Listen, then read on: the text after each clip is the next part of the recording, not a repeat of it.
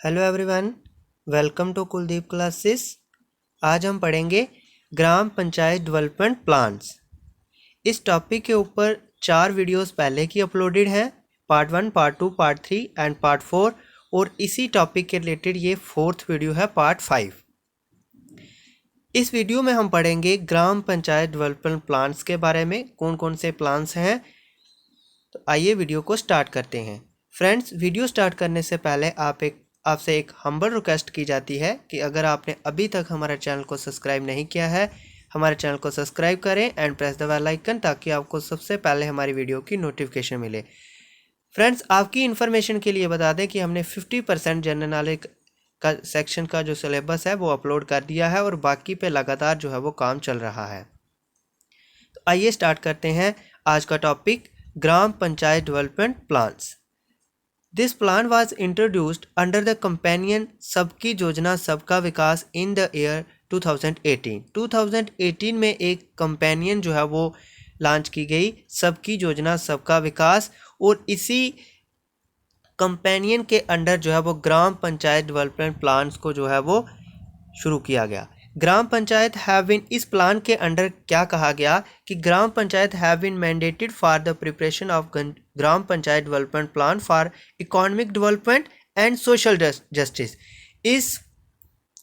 इस gram panchayat development plan के under जो है वो ग्राम पंचायत के लिए मैंडेटेड कर दिया, यानी कंपल्सरी कर दिया कि वो बनाएगी, प्रिपेयर करेगी gram panchayat development plan economic development के लिए और सोशल जस्टिस के लिए भी। By utilizing the resources available to them, किनको यूटिलाइज करके, जो रिसोर्सेज ग्राम पंचायत को अवेलेबल हैं उन्हीं रिसोर्सेज को यूटिलाइज करके जो है वो ग्राम पंचायत क्या करेगी, एक डेवलपमेंट और सोशल जस्टिस जो है वो सोशल जस्टिस का और इकोनॉमिक डेवलपमेंट का प्लान जो है वो प्रिपेयर करेगी। The gram panchayat development planning जो है has to be comprehensive and based on participatory process which involves full convergence with the schemes of all related central ministry related to।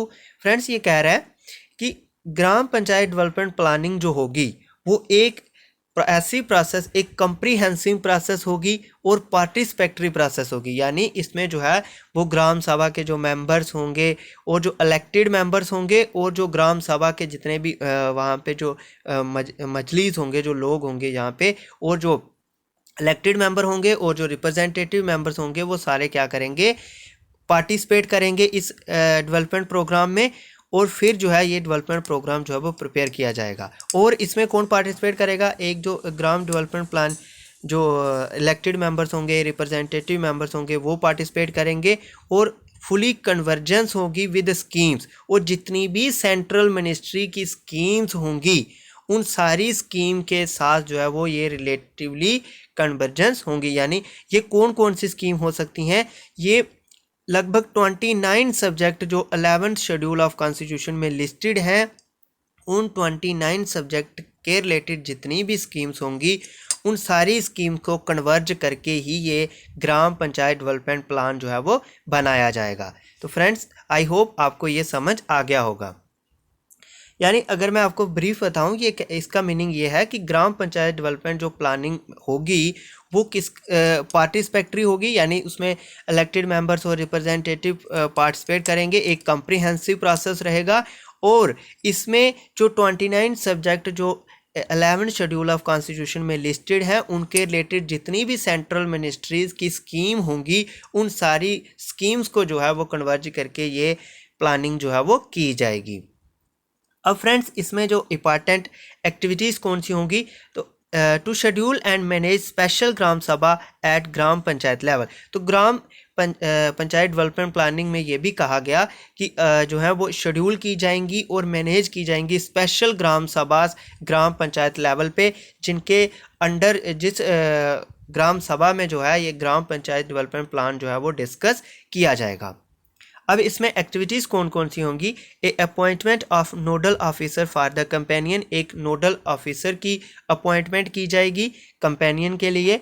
Next number 2, appointment of facilitator for every gram panchayat. हर एक ग्राम पंचायत के लिए जो है वो एक फैसिलिटेटर की appointment की जाएगी। ये जो ग्राम पंचायत लेवल पे, हल्का पंचायत लेवल पे फैसिलिटेटर होगा वो VLW होगा, ठीक है, जो मैंने आपको बताया था, जिसको हम ग्राम सेवक बोलते हैं, विलेज लेवल वर्कर भी बोलते हैं। ये सेक्रेटरी टू द हल्का पंचायत होता है। इसके क्या फंक्शंस होते हैं वो सब मैंने आपको बता के रखा है। तो एक फैसिलिटेटर भी जो है वो अपॉइंट किया जाएगा हर एक ग्राम पंचायत में। उस फैसिलिटेटर को ट्रेनिंग दी जाएगी, आपको कैसे काम करना है उसके लिए ट्रेनिंग दी जाएगी। Finalisation of gram sabha wise calendar for holding the gram sabhas. और फिर क्या होगा, एक कैलेंडर बनाया जाएगा ग्राम सभा होल्ड करने के लिए। यानी इसका मीनिंग ये हुआ कि टू ग्राम सभा जो है वो कोलाइड ना कर जाएं, सेम टाइम पे ना आए, ताकि जो हमारे ये जो सेंट्रल मिनिस्ट्रीज़ की जो स्कीम्स हैं, जहाँ पे फ्रंट लाइन वर्कर जो अपॉइंट किए गए होंगे तो उनको फिर जाना भी है ग्राम सभाओं में, तो वो अगर दो ग्राम सभा जो है वो कोलाइड कर जाएंगी तो वो नहीं जा पाएंगे। इसीलिए ये जो फ्रंट लाइन वर्कर्स हैं ये हर एक ग्राम पंचायत में जा सकें, इसीलिए क्या किया जाएगा, एक कैलेंडर बनाया जाएगा ताकि ग्राम सभा जो हैं वो कोलाइड ना करें, यानी टू ग्राम सभा जो है वो सेम डे पे ना आए, ठीक है। तो ये भी इसके अंडर कहा गया। Appointing front line workers of all developments related to 29 subject. ये जो 29 सब्जेक्ट 11 शेड्यूल ऑफ कॉन्स्टिट्यूशन में लिखे गए हैं, उन सभी सब्जेक्ट के रिलेटेड जो है फ्रंट लाइन वर्कर अपॉइंट किए जाएंगे, ठीक है। ये 29 सब्जेक्ट के रिलेटेड जो है डेवलपमेंट के लिए फ्रंट लाइन वर्कर जो है वो अपॉइंट किए जाएंगे। यहाँ पे फ्रेंड्स आपको ये ध्यान रखना है कि ये इलेक्टेड नहीं होंगे, ये अपॉइंटेड होंगे, ठीक है। ये अपॉइंटेड फ्रंट लाइन वर्कर्स होंगे जो गवर्नमेंट के द्वारा अपॉइंट किए जाएंगे इन 29 सब्जेक्ट के रिलेटेड। और ये 29 सब्जेक्ट कौन से हैं, जैसे एजुकेशन हो गया, और विलेज लेवल जितने भी वर्क होते हैं, रोड्स के हो गए, जितने भी होते हैं प्रोग्रेस के जो 29 सब्जेक्ट हैं, ये लगभग 11 शेड्यूल में लिस्टेड किए गए हैं। डिस्प्ले ऑफ पब्लिक, फिर जब ये प्लानिंग हो जाएगी, जब प्लान बन जाएगा तो display of public information board in every gram panchayat, कि एक पब्लिक इंफॉर्मेशन बोर्ड जो है वो हर एक ग्राम पंचायत में लगाया जाएगा, और जिसके ऊपर जब प्लानिंग हो जाएगी तो उसके ऊपर जो है वो डिस्प्ले कर दी जाएगी। Uploading of geo tag photographs of the gram sabha, upload होंगे geo tag photographs of the gram sabha, और प्रिपरेशन होगा ग्राम पंचायत डेवलपमेंट प्रोग्राम। अब नेक्स्ट फ्रेंड आपको जो जानना ज़रूरी है कि publishing of approved plan on plan plus application, जो प्लान प्लस एप्लीकेशन है उसके ऊपर जब अप्रूव हो जाएगा, जब प्लान अप्रूव हो जाएगा तो उसको फिर प्लान प्लस एप्लीकेशन पे पब्लिश कर देना है, ताकि हर कोई जो विलेज का मजली है, यानी जो भी वोटर है, वो अगर चेक करना चाहे कि क्या प्लान बनाया गया है, क्या प्लान अप्रूव हुआ है, तो वो हर एक पर्सन जो है वो चेक कर सकता है। इसीलिए उसको कंपलसरी हो जाएगा प्लान प्लस एप्लीकेशन पे पब्लिश करना। नेक्स्ट है वाई, यानी ये जो ग्राम पंचायत डेवलपमेंट प्लान है इसकी क्या ज़रूरत थी, क्या इसके पहले 2018 से पहले क्या डेवलपमेंट पंचायत में नहीं हो रही थी, तो इसकी क्या ज़रूरत थी, आइए समझते हैं। Why, gram panchayat development plan brings together both the citizens and their elected representatives in the decentralized planning process। इसकी ज़रूरत ये थी कि ग्राम पंचायत डेवलपमेंट प्लान जो है वो लाता है इकट्ठे, ठीक है, सिटीजन्स और देयर इलेक्टेड रिप्रेजेंटेटिव्स, और जो वहाँ के सिटीजन्स होंगे, उस ग्राम पंचायत के जो सिटीजन्स होंगे और जिनको हम हल्का मजलिस बोलते हैं, और जो इलेक्टेड मेंबर्स होंगे, वो टुगेदर इकट्ठे बैठ के जो है वो ग्राम पंचायत डेवलपमेंट प्लान को डिस्कस करेंगे। उससे क्या होगा कि ग्राम पंचायत जो है वो अपनी मतलब मन मर्जी नहीं करेगी, वहाँ के सिटीजन्स को, वहाँ के हल्का मजलिस को जो है वो डिस्कस करके ही प्लान बनाया जाएगा। ये एक बहुत बड़ा फ़ायदा जो है वो ग्राम पंचायत डेवलपमेंट प्लान का है। तो फ्रेंड्स ये था ग्राम पंचायत डेवलपमेंट प्लान जो 2018 में जो है वो शुरू किया गया। तो नेक्स्ट हम आगे बढ़ते हैं, आगे वाली स्कीम्स पे देखते हैं।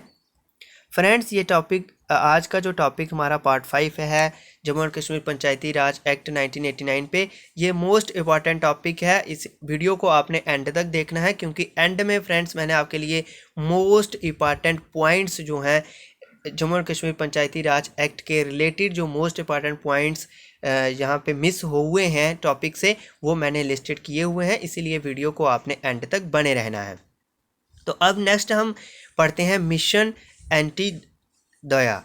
मिशन एंटी दया का क्या था ये मिशन? ये अडॉप्ट किया गया यूनियन बजट 2017-18 में। 2017-18 का जो यूनियन बजट था उसमें इस मिशन को अडॉप्ट किया गया, mission Antyodaya. This mission strives to realise the vision of poverty free India by 2022। इस मिशन में जो है ये this mission strives to realise the vision of poverty free India, यानी इस मिशन में ये कहा गया कि 2022 तक जो है वो पॉवर्टी फ्री इंडिया जो है वो बनाएंगे। फ्रेंड्स यहाँ पे स्ट्राइव का मीनिंग होता है कि very hard to get something, यानी गवर्नमेंट का ये कहना था कि सख्त मेहनत, सख्त हार्ड वर्क जो है वो वेरी हार्ड वर्क किया जाएगा to realise the vision of poverty, यानी पॉवर्टी को दूर करने के लिए जो है वो हार्ड वर्क किया जाएगा और पॉवर्टी फ्री इंडिया जो है वो 2022 तक बनाने की पूरी कोशिश की जाएगी। इस मिशन में ऐसा कहा गया। It is a mission mode project envisaged by the ministry of rural development. Friends ये जो मिशन था वो मतलब किसने इस मिशन के बारे में सोचा था? तो इस मिशन को जो जिन्होंने सोचा था इस मिशन के बारे में वो था ministry of rural development. Ministry of rural development ने जो है ये मिशन जो है वो सोचा और फिर ये 2022 के बजट में 2017 और 18 के बजट में जो है वो इसको लाया गया। ठीक है, यानी ये किसने रिकमेंड किया? ये रिकमेंड किया था मिनिस्ट्री ऑफ रूरल डेवलपमेंट ने। It conducts annual survey for the outcomes achieved from various schemes. इस मिशन के अंडर क्या किया जाएगा? इस मिशन के अंडर कंडक्ट किए जाएंगे annual surveys for the outcomes achieved from various scheme, यानी जो सेंट्रल गवर्नमेंट जितनी भी स्कीम्स लागू करेगी, जितनी भी स्कीम्स जो है वो शुरू करेगी, उन स्कीम से कितनी अचीवमेंट हुई है, कितनी उनकी आउटकम्स आई है ग्रास रूट लेवल पे, उसको जो है वो सर्वे किया जाएगा इस मिशन के अंडर।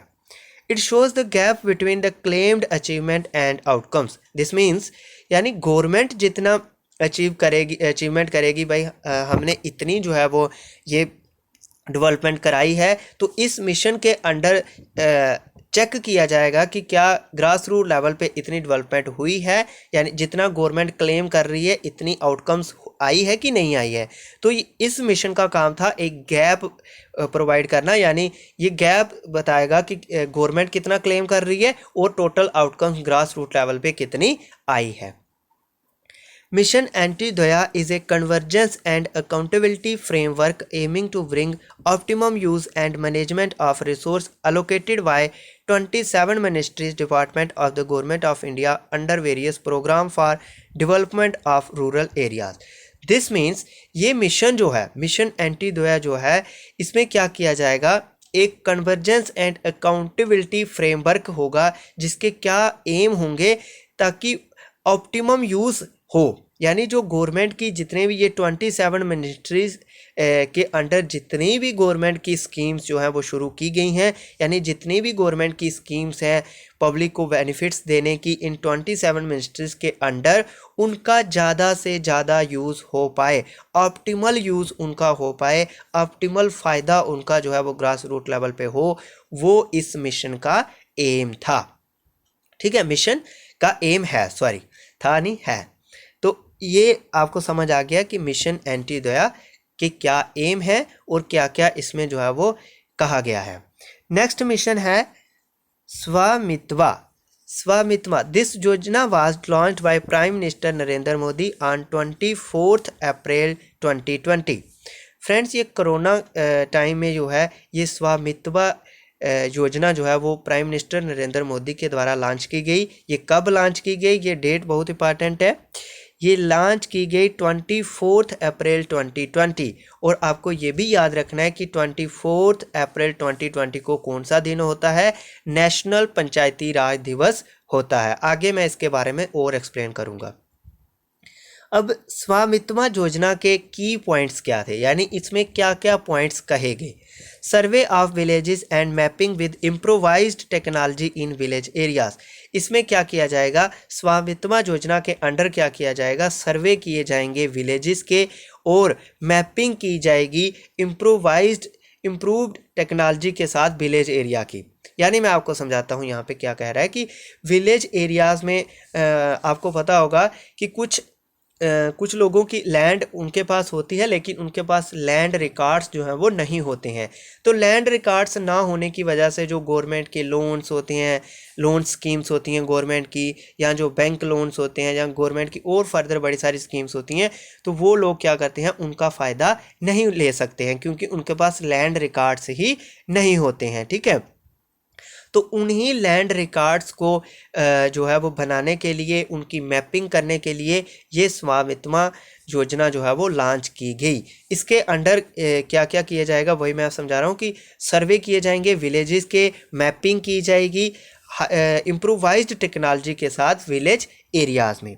और इसके एम क्या थे, This scheme helps to map rural inhabited lands using drones technology and continuously operating reference stations। इस स्कीम के ये लक्ष्य थे कि रूरल इनहेबिटेड यानी रूरल एरियाज़ के जो इलाके हैं उनमें ड्रोन टेक्नोलॉजी के साथ और continuously operating reference stations CORS के साथ जो है वो वहाँ पे मैपिंग और सर्वे जो है वो लैंड का किया जाएगा। This mapping will be done across the country in A phase wise manner. और ये मैपिंग जो है वो पूरी कंट्री में फेज वाइज मैनर में की जाएगी over a period of 4 years 2020 to 2024।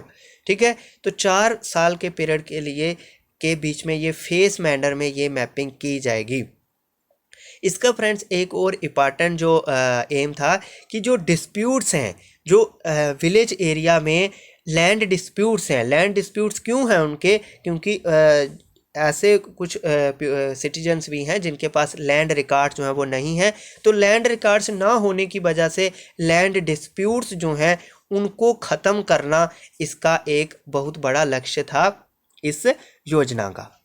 This programme is currently being implemented. और ये प्रोग्राम जो है करंटली 6 स्टेट्स में इम्प्लीमेंट हो चुका है, Haryana, Karnataka, Madhya Pradesh, Maharashtra, Uttar Pradesh and Uttarakhand. This scheme is a collaborative effort of the ministry of. ये जो स्कीम थी जिसमें मैपिंग की जाएगी, लैंड के जो रिकॉर्ड्स बनाए जाएंगे और जो जिन लोगों के लैंड्स के रिकॉर्ड्स नहीं हैं उनको लैंड्स के रिकॉर्ड बनाए जाएंगे ताकि डिस्प्यूट्स ना हों, वो भी लोन्स का फ़ायदा ले सकें, गवर्नमेंट की स्कीम्स का फ़ायदा ले सकें। तो ये सारे इसके जो हैं वो एम इस स्कीम योजना के अंदर थे। दिस स्कीम इज़ ये स्कीम जो है वो एक collaborative effort of the ministry of Panchayati Raj.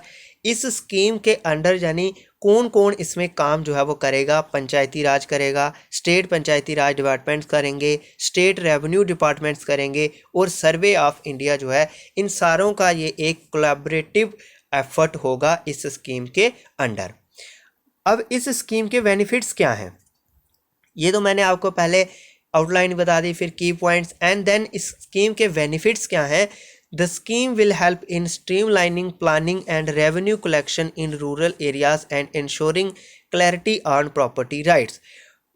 This means यानी अगर लैंड रिकॉर्ड जो है वो अच्छे से बनाए जाएंगे, यानी स्ट्रीमलाइन प्लानिंग होगी, अच्छे से विलेज लेवल पे प्रॉपर जो है वो लैंड रिकॉर्ड्स बनाए जाएंगे, तो उससे क्या होगा, रेवेन्यू कलेक्शन में भी फ़ायदा होगा, revenue collection in rural areas में फ़ायदा होगा और लैंड रिकॉर्ड्स पे जो है वो क्लैरिटी इंश्योर की जाएगी।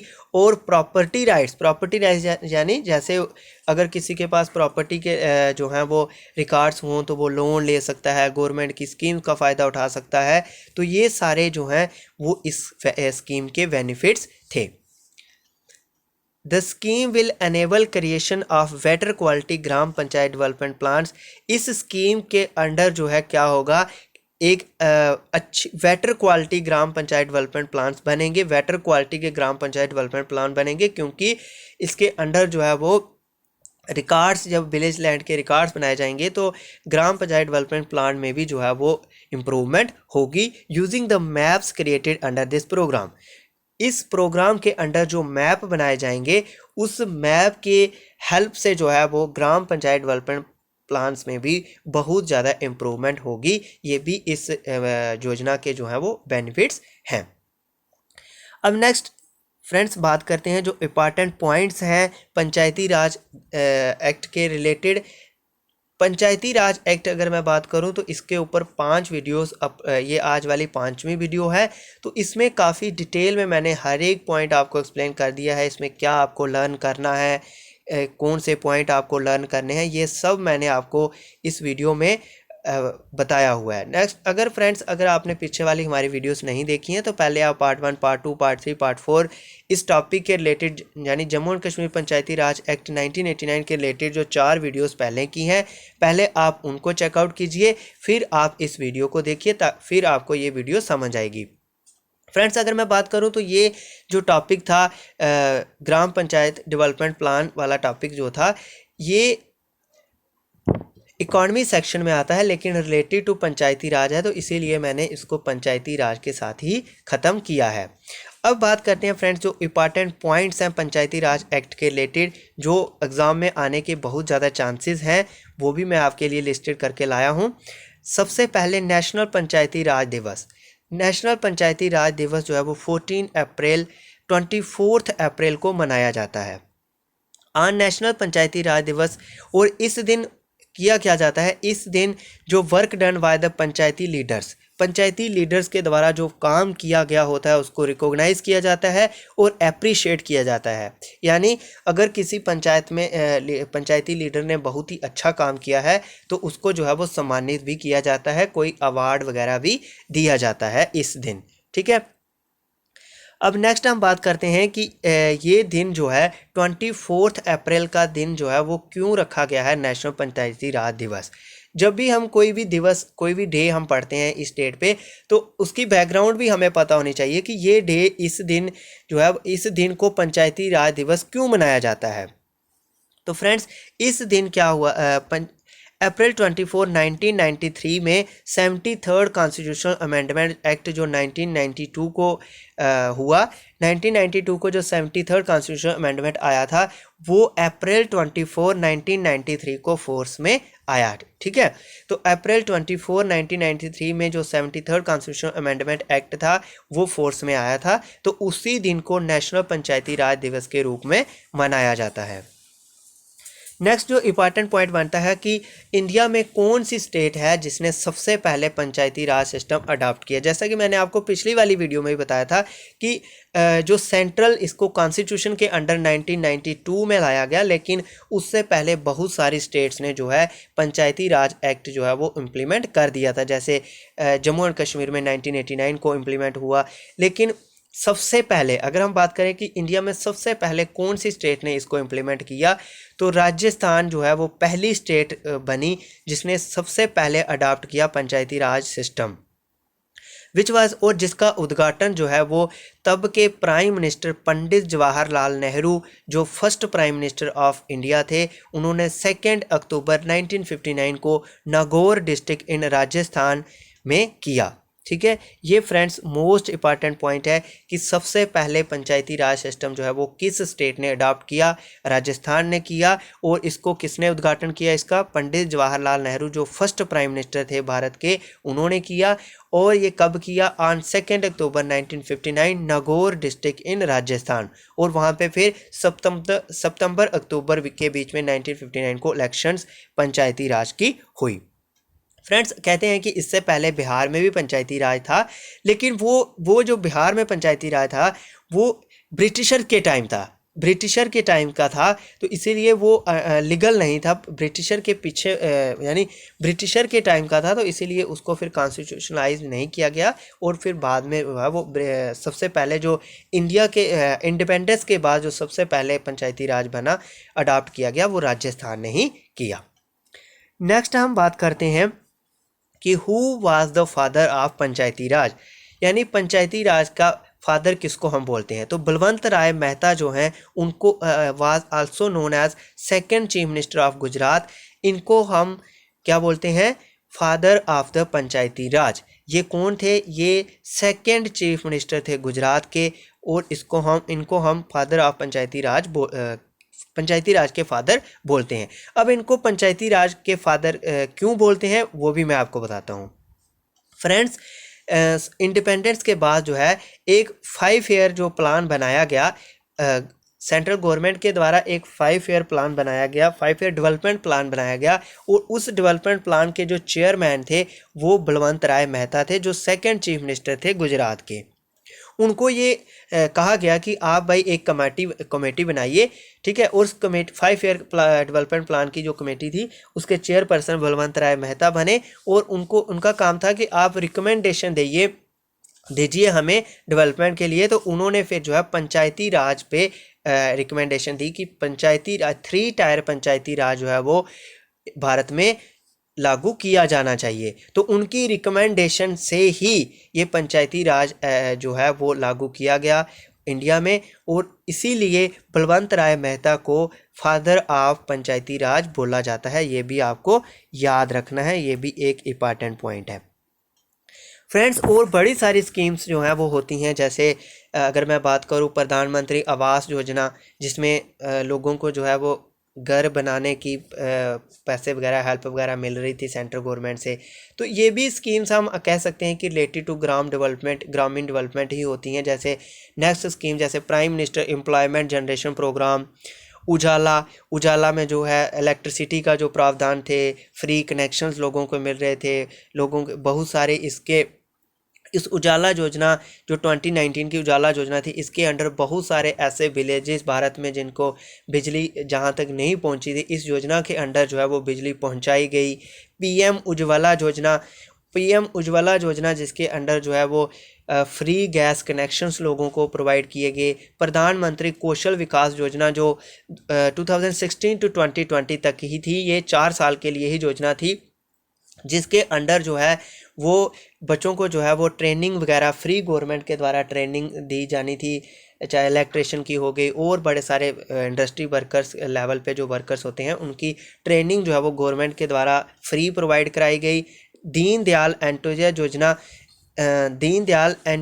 योजना जो है, इसमें अंडर जो है वो क्या किया गया, इसके अंडर जो स्ट्रीट वेंडर्स होते हैं, ठीक है, स्ट्रीट वेंडर्स को स्पेस प्रोवाइड कराना, इंस्टीट्यूशनल उनको क्रेडिट प्रोवाइड कराना, जहाँ कोई छोटा जो कोई काम करना यानी छोटी इंडस्ट्री वाला कोई है तो उसको लोन वगैरह प्रोवाइड कराना, क्रेडिट प्रोवाइड कराना, ये सब जो है वो दीनदयाल अंत्योदय योजना के अंडर जो है वो प्रावधान थे।